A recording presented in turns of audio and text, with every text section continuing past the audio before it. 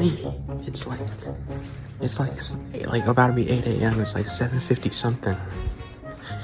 And then I got the big old message that my thing has gotten delivered. Dude, it says thank you and level up for these free game ready snacks. Bro, they threw in Pringles. I bought a praying of Kingles. Yeah, my first experience with the Switch 2 is getting a free can of Pringles from Walmart delivered with the console itself. I kind of want to open up this video with getting it because it was kind of a weird, arduous process even before it got delivered on the 5th. When I was initially trying to order it, I was on Target at first. Target started tripping and saying like 30 minutes after I had put it in my cart that, oh, actually, you didn't buy it anymore. We're gonna have to refund you. And they did, which I'm like, well, damn, I was pretty set that I had already gotten it already, so I wasn't looking for it anymore on any other websites. So, like, after I had already thought I purchased it, I was already back online looking for it again.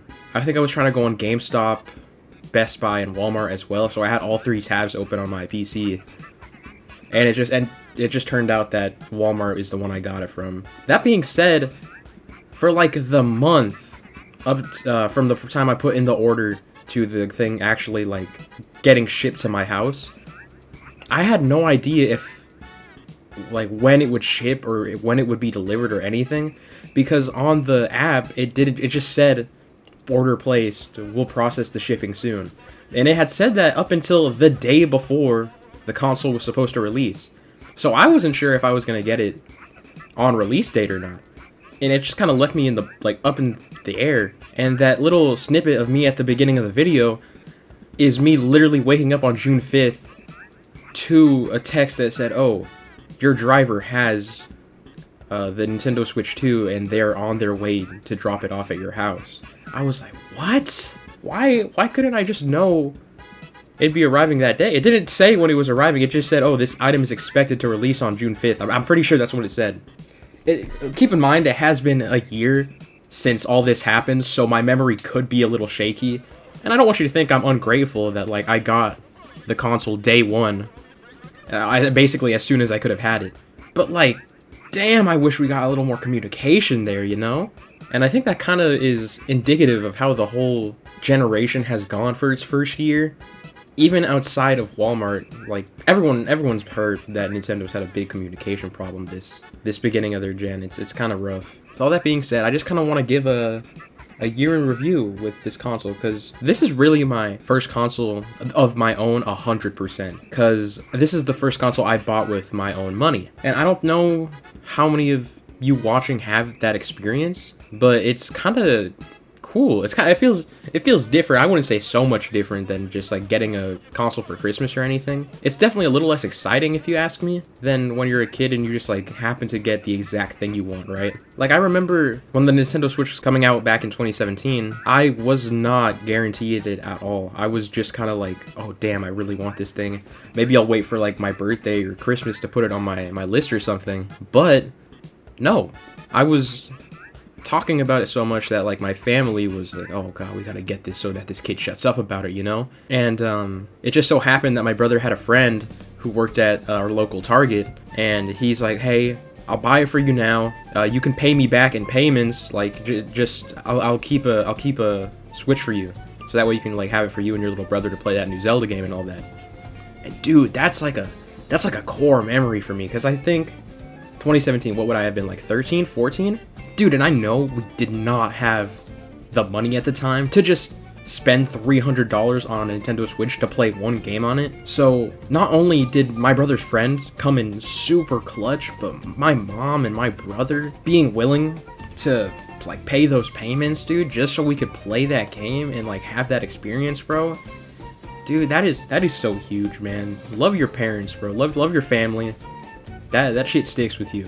Getting it the first week of its release too, like, you have a more of a connection to a console when you're there from the beginning, and you can like see how the generation plays out in real time. Well, you know, like what games you want, what games you don't want, how like the general consensus is on specific things that the company is doing. Very interesting stuff for sure. But yeah, as I'm sure you could already tell as I've been rambling, this video is not scripted at all. Even with the Mario Kart World character video I did, that had some sort of direction to it. This, I just really want to talk about the first year of my experience with this console and like kind of have this to look back on. So that being said, I think the best way to go about this is probably, now that I've gotten my experience up to release out of the way, I think it'd be best to go release by release. Talk about the new games I've played that I've picked up when they released for the Switch 2 exclusively or not exclusively, and games that maybe I used my Switch 2 to play but aren't necessarily new or native to that console. And obviously, as I've talked about in the past, the first Nintendo exclusive game that came out for the Switch 2 was...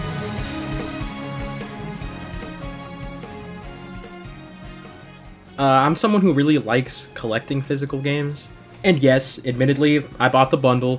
Pretty much every other Switch 2 game I own is physical, but I can't justify paying $80 for Mario Kart World, man. It's a good game. I love that game, but you're telling me I could pay $50 or $80? I'm obviously gonna pay lower, bro. It just makes sense. What can I say about the game, dude? I really like the roster. It's fun. I mean, my family and I, whenever we want to play Mario Kart, we play Knockout Tour these days. Whether or not I think it's a better game than 8 Deluxe, I feel like comparing this to 8 Deluxe is like comparing a 5-star meal to like a really, really good late night McDonald's, bro. Like, obviously it's not as good, but it like has its appeal, you know? Like, it's good for what it is. And I don't think it's like without its problems. I think the fact that they haven't updated the game substantially with like any new characters or anything is kind of egregious.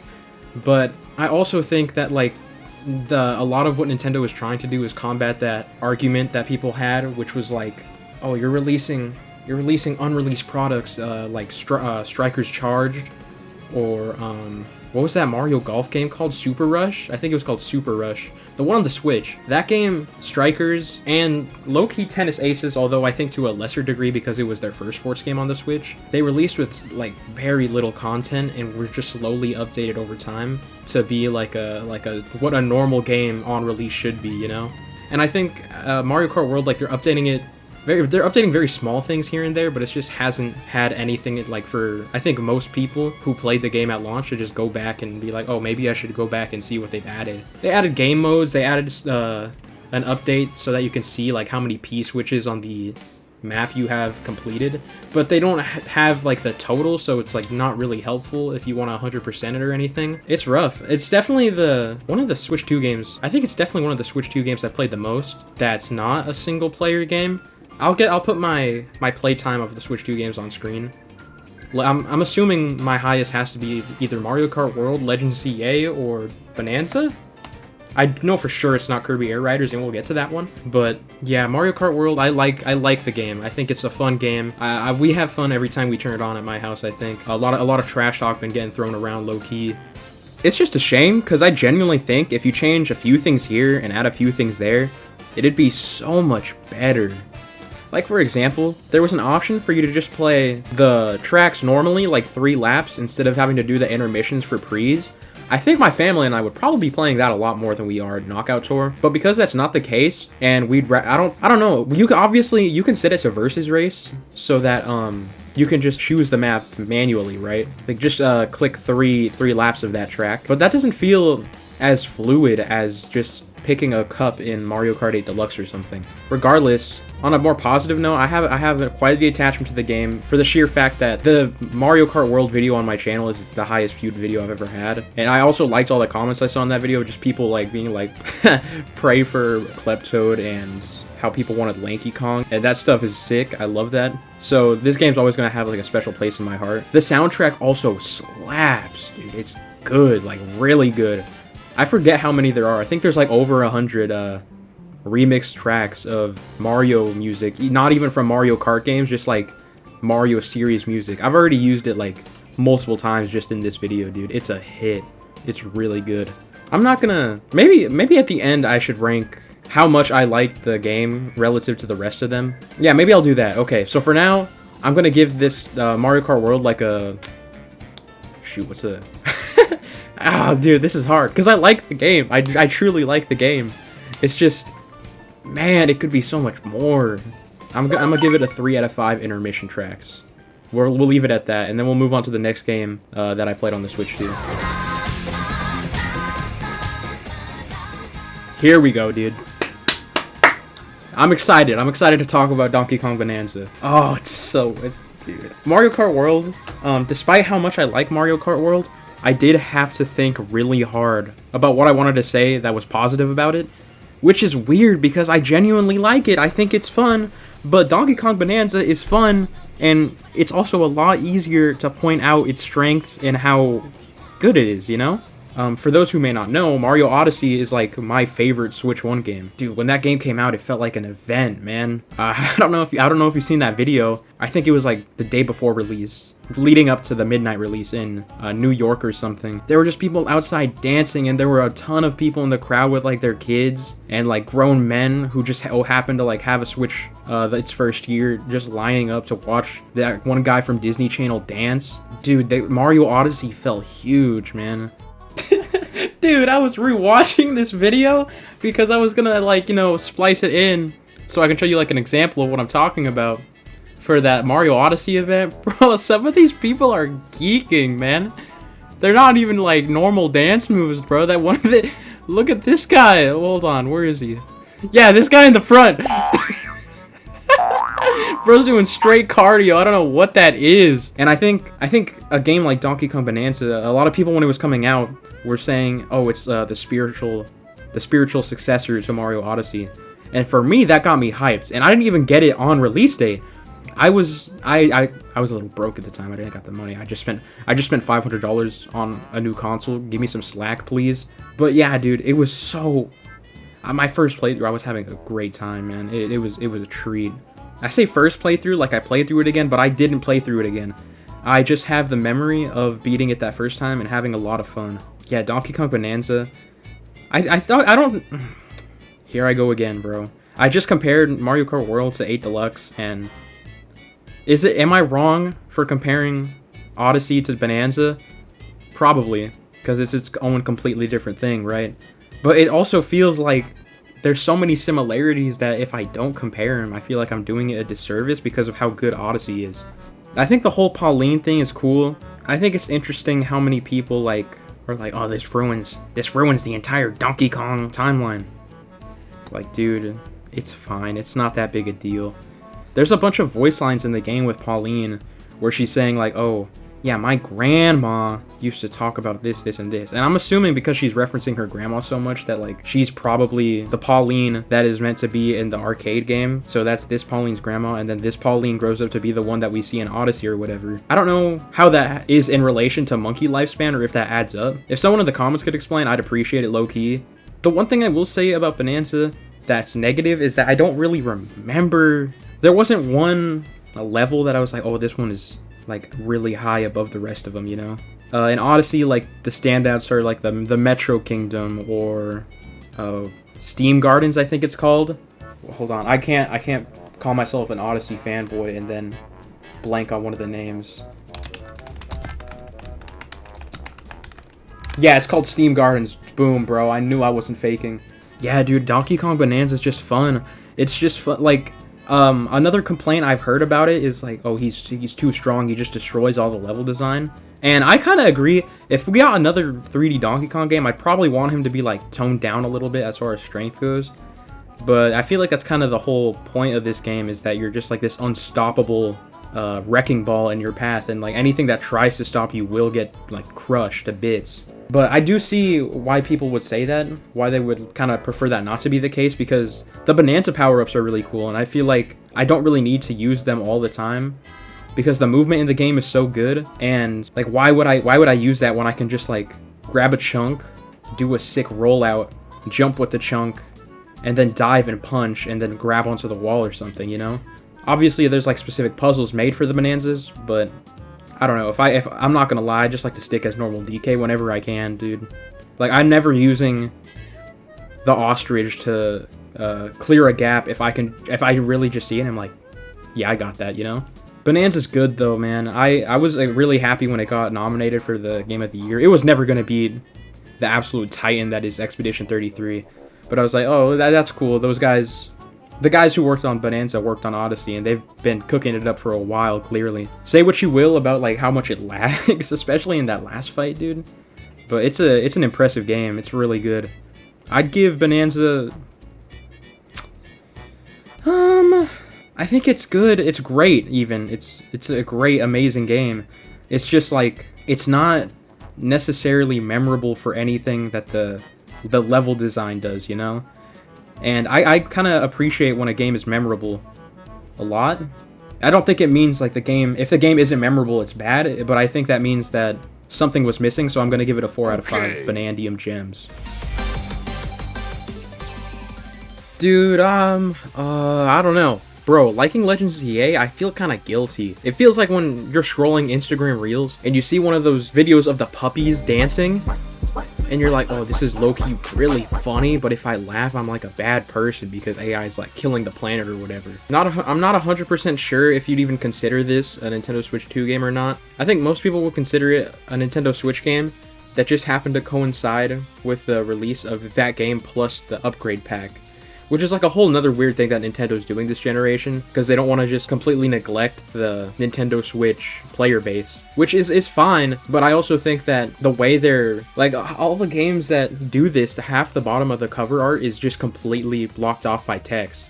And it's just kind of like another weird thing that I feel like could be a little bit more streamlined for buyers and whatnot. Anyway, I was about to sleep on this game, but then I remembered how much fun I had when it first released. It feels like a guilty pleasure, man. Like I mentioned, this game was getting absolutely torched on release, rightfully so to some degree, considering how much money the Pokemon Company makes. People were pointing out how like all the buildings are completely, like the details on the buildings, like the windows, are just flat, bro. There's no texturing or anything on it. I don't know if texturing is the right word. I'm not a 3D designer, but they don't look right, man. There's something that's up with them. And the game, to give it its props, it does work better on the Switch 2, as it should, because, you know, it's the next-gen console. There's still, like, a couple finicky things that happen to me in-game. On screen right now, I'll put this weird, like, little...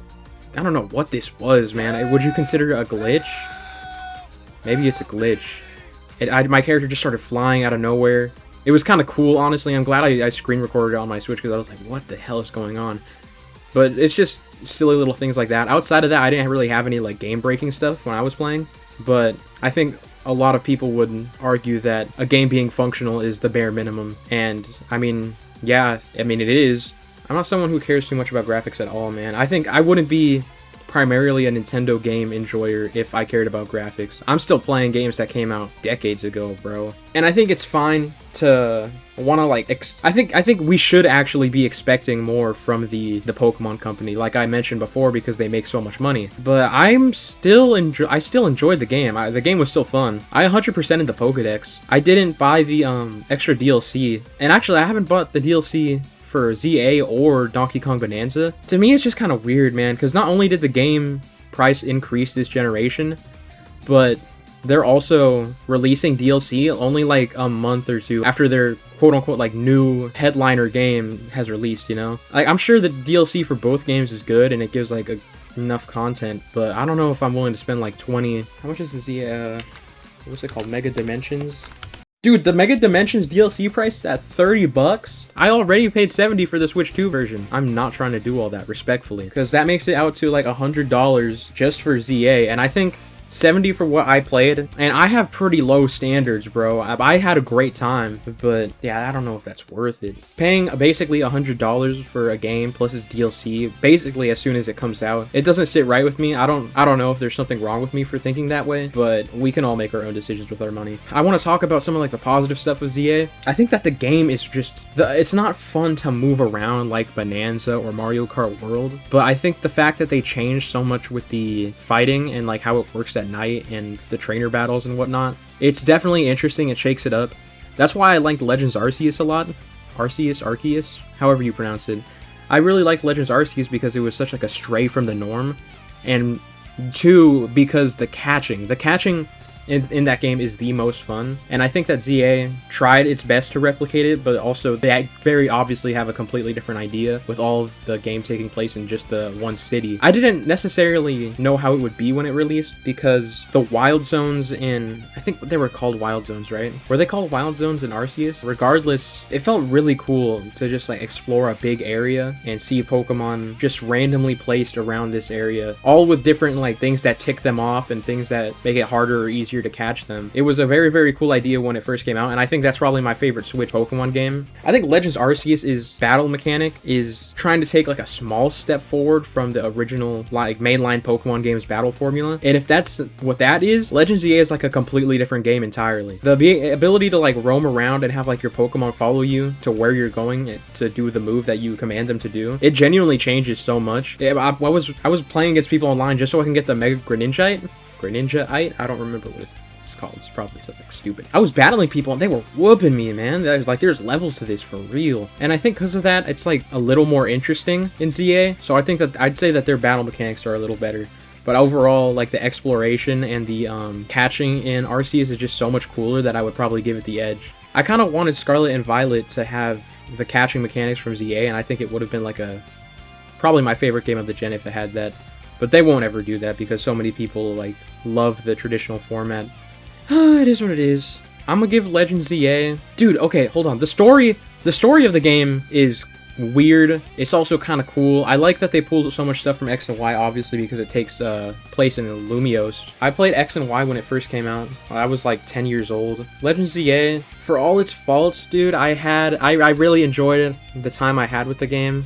I did almost every side quest except for the Infinite ZA Royale at the end, just because I was like, I don't really want to go do all this again. I had my fun with it. Okay, here's where it starts to get tricky, because I could, on the scale from like 1 to 5, okay, if I give Pokemon Legends ZA a 4 out of 5, will people be mad at me because I gave Donkey Kong Bonanza a 4 out of 5? Because, like, they're obviously, Bonanza is very clearly better. And now I'm thinking maybe I should go back and change Bonanza to a 5, just because it's, like, so much, it's good, bro. Like, I think my complaint with it is that there's something missing, but that doesn't necessarily mean that it's, like, we'll update the scores at the end, but for now I'm going to keep Pokemon Legends ZA at like a cool 3 out of 5. My opinions are about to get like way more controversial moving forward. I just want people to know that. Please don't leave.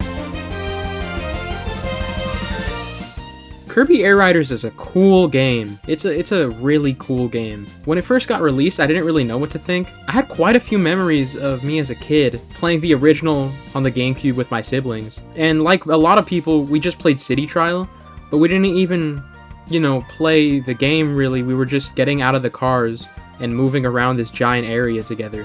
And I think for like a kid who picks up Air Riders, that'll probably be like a similar experience they have, right? But at the same time, I feel like these days, kids are less likely to do that now that they have games like Fortnite or whatever. I also think that maybe because I'm an adult now, I just don't have the patience to do something like that when I could be playing like a game that's actually like competitive with my family and friends, where there's like a goal in mind, you know? I really enjoyed what I played at Kirby Air Riders, although like I had mentioned at the beginning of the video, it wasn't nearly as much as the other games, and I don't know why that is, truly, because I feel when you look at the game as a package compared to something like Mario Kart World, you can very clearly see that there's more there. But something about maybe its simplicity or just like my lack of attachment to Kirby in general, although I don't think that's it, because I really love Rick. Rick's my guy. So there's something about the game where I just don't feel inclined to return to it at all, and I'm perfectly happy with that. But that's not to say that I think the game is bad or like something turned me off from playing it. It's just that I also don't know if it's like a lack of replay value that the game is offering, because I think they do have, it does have its replay value. It's just that I don't have any personal desire to replay it at all.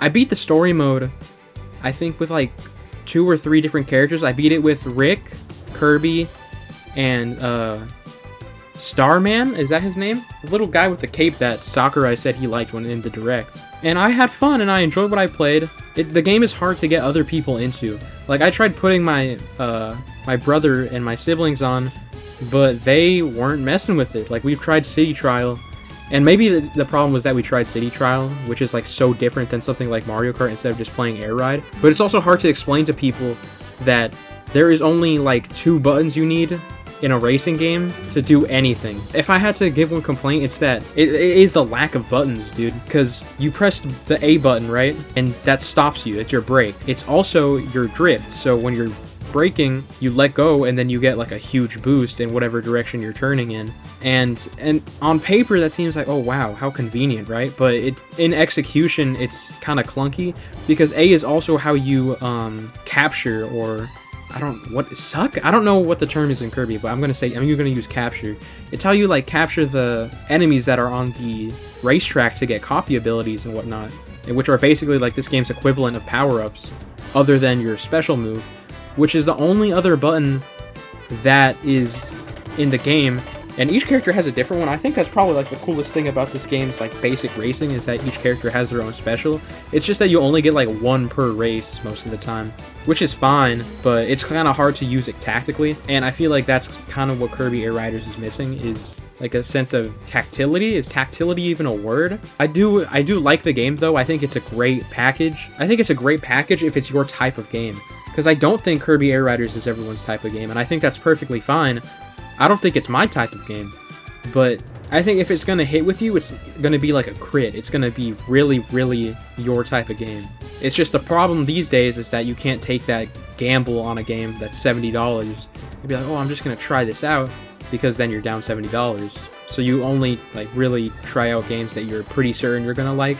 And I don't think most people could say I am 100% certain I am going to like Kirby Air Riders, at least like in the long run, you know?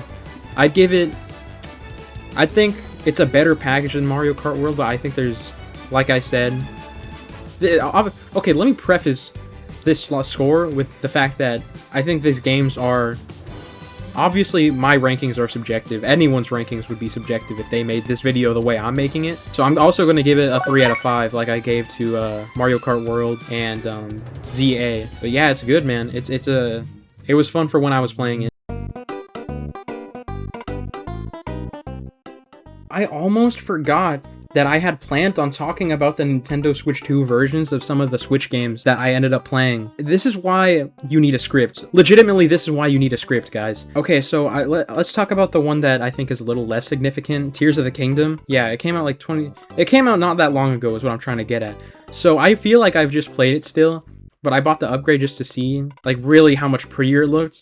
And yeah, it looks way better, it runs way better. It's obviously just like how the developers wanted the game to be when it first came out, but you know, the Switch kind of runs like a microwave, so that's that. Should I even give Tears of the Kingdom a score? I mean, I'm not gonna rank Tears of the Kingdom, bro, because it's just the same game, it just looks and runs better. I know isn't there that little Zelda notes thing, or is that in, no, I think that's for Breath of the Wild, never mind. Yeah, I'm just not gonna rank it. But Mario Wonder, dude? Mario Wonder plus Bella Bell Park? Oh my god, bro. That's the type of game that is made for AceMunch. And I think it's because the boss fights are inspired, bro. I think the biggest problem with Wonder before this came out was like the lack of cool boss fights. And not that they didn't have them, it's just like they could have been way better. And I'm kind of a Koopalings hater just because of Mario Kart 8 Deluxe, for real. Dude, the boss fights are really cool. I like them a lot. That's not why I think this DLC is so good though. The Bella Bell Park, oh no, they're called the Toad Brigade challenges. Those were genuinely like a challenge and fun, and I was having a great time, bro. Maybe it's because I'm an adult and I'm playing children's games, but whenever I get a Mario game or something like that gives like a genuine challenge, it just, dude, it's such a nice change of pace. I love it. I'd give Bella Bell Park like a solid 4 out of 5. It's obviously not a new game. I think if you're a new... I've heard of this hypothetical person who'd never owned a Nintendo Switch, but they got a Switch 2, and now they're like playing all the games from the Nintendo Switch that are on the Switch 2, or like have been upgraded on the Switch 2. And I don't know how many people like that exist, but if they got Mario Wonder and Tears of the Kingdom, dude, that's probably pretty sick. Mario Wonder, Bella Bell Park is definitely like the best version of the game. I don't even know if I would consider it like a version of the game. It's just kind of like the initial game running a little bit better and then with extra stuff to do. So obviously it's the best way to play, right? But yeah, I think it's really, really good.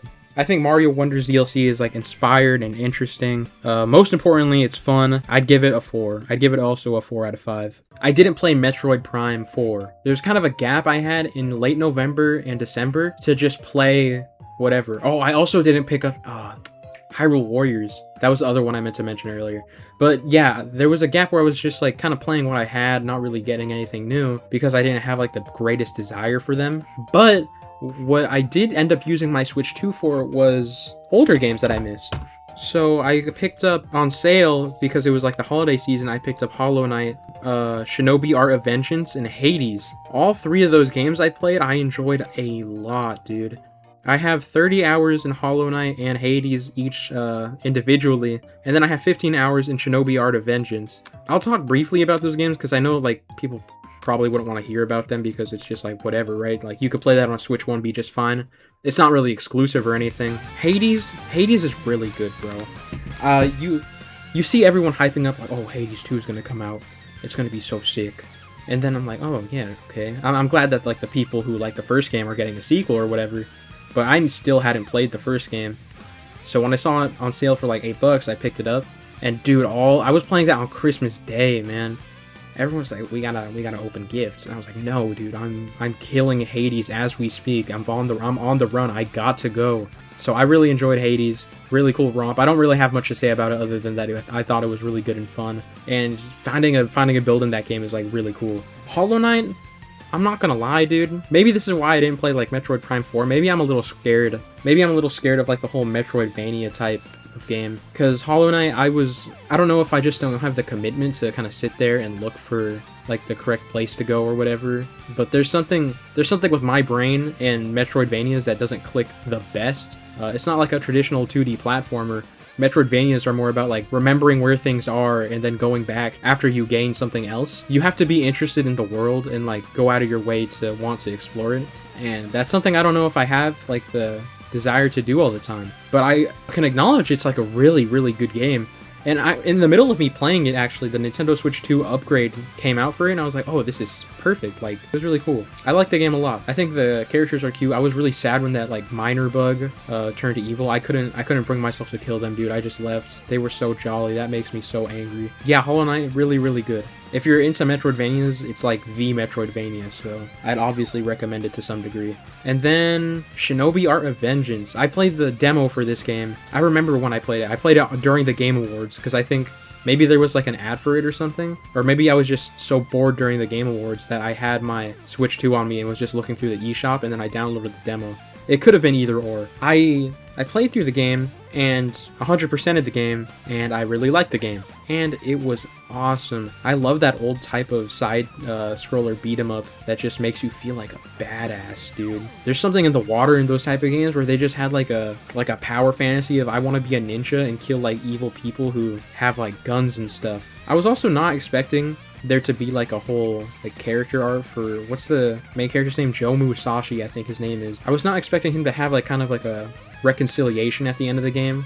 Spoilers, by the way. Oh my god, I didn't even give spoiler warning. But it's not that big a deal. I don't think most people who played this game played it for the story. I just think that it's like a cool little plus. The art is beautiful, dude. It's so good.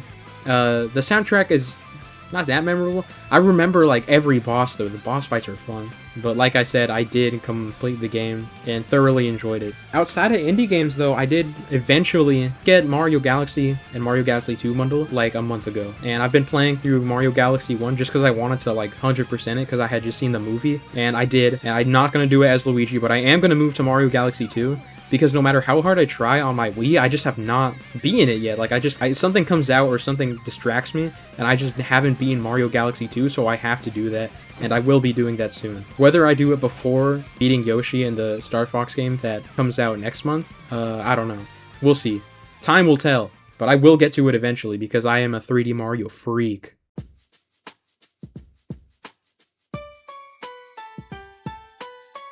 Let's talk about Pokopia, man. I heard of more people around me like at work and whatnot, saying that they bought a Nintendo Switch 2 for Pokopia more than I've heard anybody talk about the Nintendo Switch 2 since it released back last June. That's very clearly a testament to how quality this game is. It's very much a cozy Animal Crossing type of game. You can tell right away the inspiration that the Pokemon Company or whoever made this game, I forget, took from Animal Crossing. No, that's not even a bad thing. It's just like, I think it's a very cool idea because Pokemon already has such beloved creatures and characters in the amount of Pokemon they have, that making a game like Animal Crossing featuring those characters is just like such a duh type of idea, you know? It's so obvious that it's like, why hasn't it already been done, you know? I truly had fun with Pokopia. I did pick it up later than the release date because I wanted... and I'm ashamed to admit it, but because I wanted a physical version, dude. The case looks so good on my shelf. I know that's like, a lot of people hear me say that and are probably kind of disgusted because it's a game key card, which if you don't know what a game key card is, there is no game downloaded on the card itself, like it is for most physical games. You put it in the console and like it in its name, it states it's a key so that you can start playing that downloaded game on your console. So you get none of the benefits from having like a normal physical game. That is definitely the worst decision I've made since buying a Switch 2 outside of like spending $500 in the middle of June in this economy. But Pokopia, dude, the first day I really like sat down with it, I think I binged it for like 4 hours straight, dude. I was setting up Charmander like he was a king, and I was neglecting almost everybody else unless I needed them. That 4-hour session I was playing, I got to the part, I think with Kyogre, I got the humidity so high, dude. It was humid as a mug in there. And then, since then, I finished like 3 other worlds, I think. The game, it doesn't have like a steep fall off or anything. I just haven't committed to beating it. It's just kind of like a thing I pick up every now and then and chip away at, which I think is perfectly fine for a game like this, because I don't want to just be sitting there.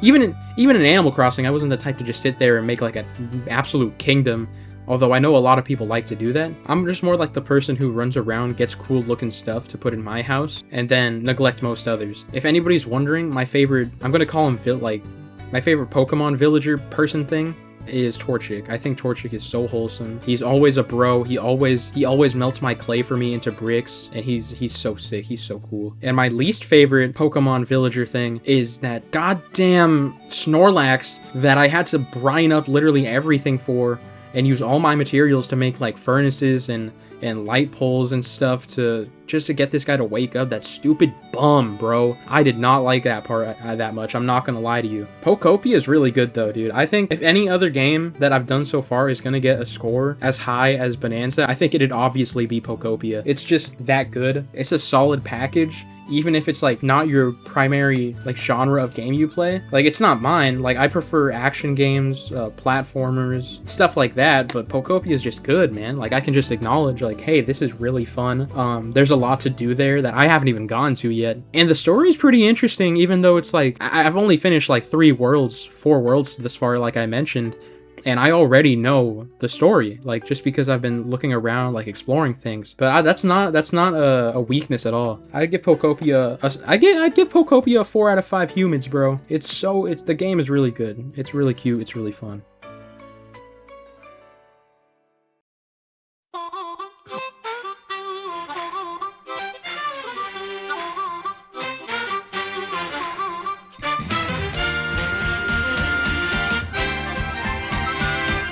If you're someone who actually watched the end, I'm just gonna sincerely thank you, because like this video, I'm editing it right now. It's at 19 minutes, and I can tell it's already gonna be so much longer, and I kind of feel bad, but at the same time, not really, because I just wanted to talk about this stuff, and I find it interesting and cool, and I haven't dropped a video since like Mario Kart World came out, and I wanted to talk about Cataquack. But yeah, the Nintendo Switch 2's first year, it's been really cool to be there the whole way. I've never bought my own console before, like I mentioned at the beginning of the video, but I'm happy I did.